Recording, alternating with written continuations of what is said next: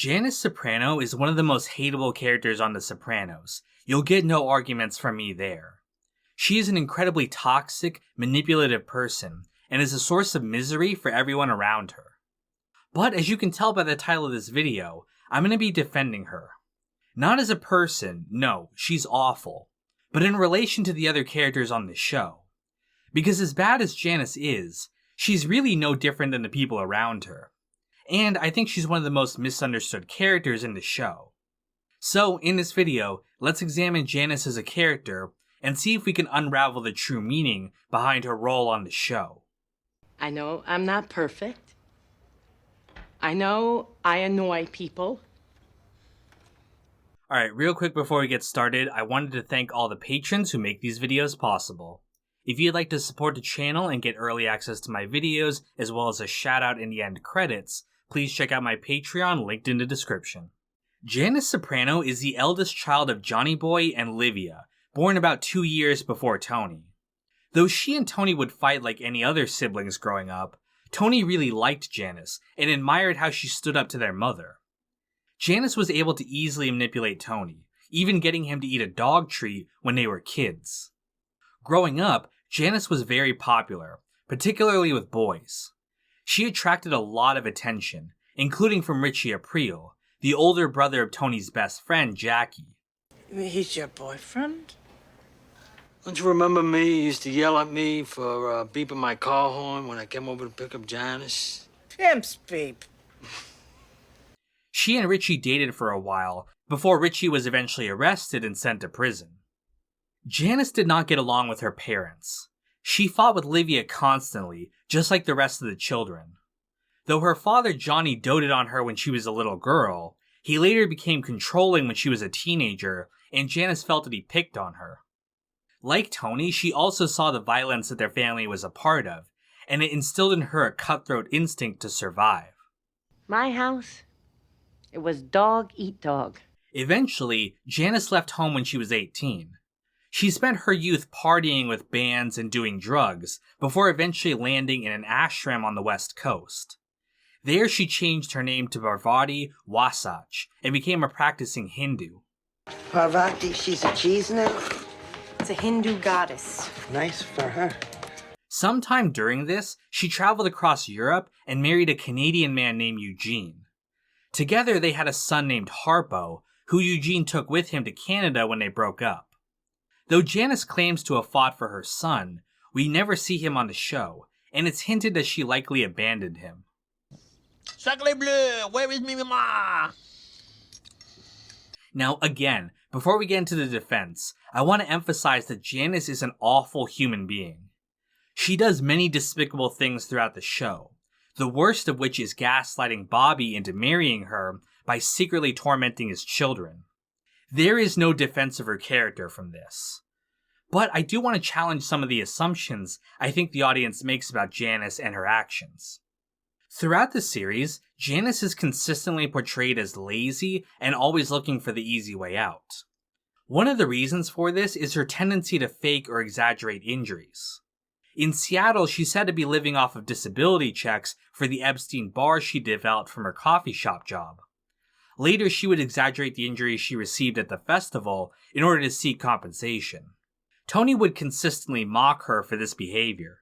Yeah, with your carpal tunnel syndrome, how you gonna hold a beggar's cup? I never begged a day in my life. Oh, you're right, fake disabilities don't count. The real reason she even returns to New Jersey in the first place is to seek money through their mother. Though she claims to want to take care of her, in reality she's squeezing what money she can from Tony and trying to find the money hidden in their mother's estate. Tony knows this, as she's done this her entire life. You come right into town like some Vishnu come lately trying to play the concerned daughter. Who the fuck are you kidding? You're just here to pick the friggin' bones. However, I don't think her being characterized as lazy is correct. In fact, we know that she's actually very hardworking, having worked a number of different jobs over the years. She mentions how she was a waitress at Kenny Rogers, and we actually see her in the uniform. Also, in that same scene, when she picks up the phone, she answers it as Ace Garage, showing that she's working some kind of other job on top of that. Even Tony is impressed with how many odd jobs Janice has seemingly worked. You a mover? Yeah? How many jobs you have in this lifetime? Enough to know I don't want another one. Rather than out of laziness, her schemes are just a smart way to make quick and easy money. And while that's not a great trait, it's one she shares with her brother and the other members of the mob. How many times throughout the series did we see Tony doing something small and petty to make a quick buck? Yet with them, it's portrayed as just business. See, that's why you're a politician and not a businessman. Maximum value is the big picture. Just like with my defense of AJ video, a lot of the negative traits the audience ascribes to Janice are really things that Tony has as well. And in fact, we're meant to see Janice as another version of Tony. Mother of God, Janice. Are all of you Sopranos the same? In fact, let's take a look at some of the bad things that Janice has done over the series and compare them to Tony. She pushed Richie to have her own brother killed so that he could take over as boss and provide for her. Sounds terrible, but let's remember that Tony actually killed family members, including Christopher, who was like a son to him. He had his reasons, of course, but just like with Janice, they're just justifications so that he can do what's in his best interest. I've murdered friends before, even relatives. She breaks up with Ralph by pushing him down the stairs right after he left a grieving Rosalie to be with her. But A, Ralph absolutely deserved that, and B, Tony left Valentina after she was burned making him some eggs. And he also stole her from Ralph, so again, a scumbag thing to do. Even her manipulation of Bobby and his kids, which was terrible, isn't that different from the things Tony has done. Tony has Vito Jr. sent to a camp where he'll be beaten and abused because he decided to gamble away the money he was supposed to use taking care of Vito's widow, Marie. His guidance counselor told me about those places, and they're in Utah and Idaho because state law allows them to strike the kids. But that's just for the deterrent factor. Look. And just like with Tony, Janice also had struggles with her identity. After leaving home at 18, she joined an ashram and changed her name. This is usually seen as both very cringy and insincere, considering that she later abandons the identity and becomes a born-again Christian, later abandoning that persona as well. However, it's all a part of her quest to find an identity for herself. It's consistently pointed out that Janice ran away from the problems of growing up soprano. She tried to reinvent herself in the West, literally creating a new name for herself and trying to leave everything from New Jersey behind. You could never stand it here. You could never stand yourself. And that's why you ran away.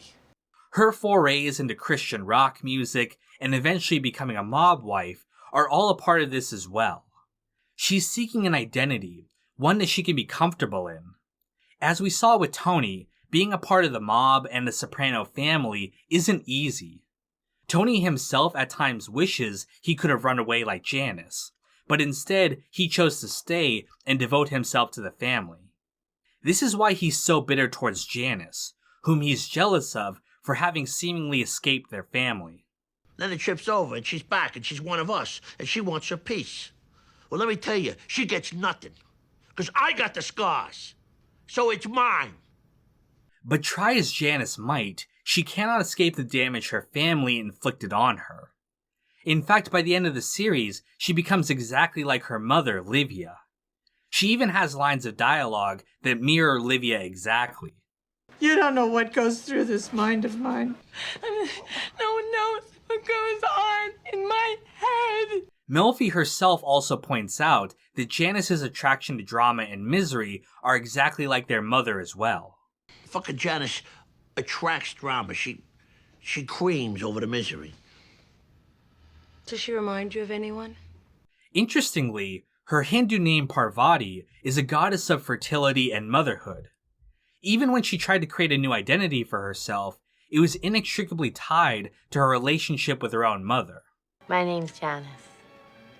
Janice, Mom.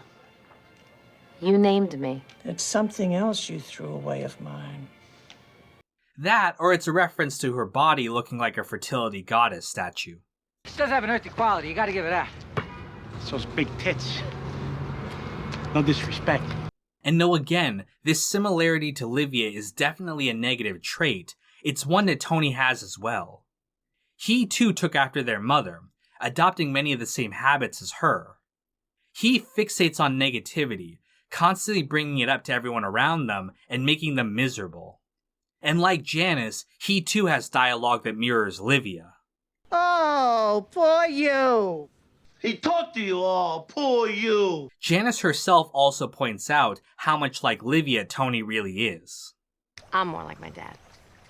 And who? Tony, for example? So what are you saying? He's more like your mother? Again, my point with all of this is not to say that Janice is a good person. She is a horrible human being, but she's just as horrible as all the people around her. Just like with AJ, Janice and Tony are almost fundamentally the same person. Tony just has his persona as a mobster to disguise some of his negative qualities. And if we're going to judge Janice for her shitty behavior, we should be more fair about how we apply that judgment to all of the other characters. Actually, though, she did use Ralphie's dildo on herself right after it had been in him, so I take back everything I said. She's the worst human being on the planet. Mama's little hooah. I wonder what's French Canadian for like and subscribe.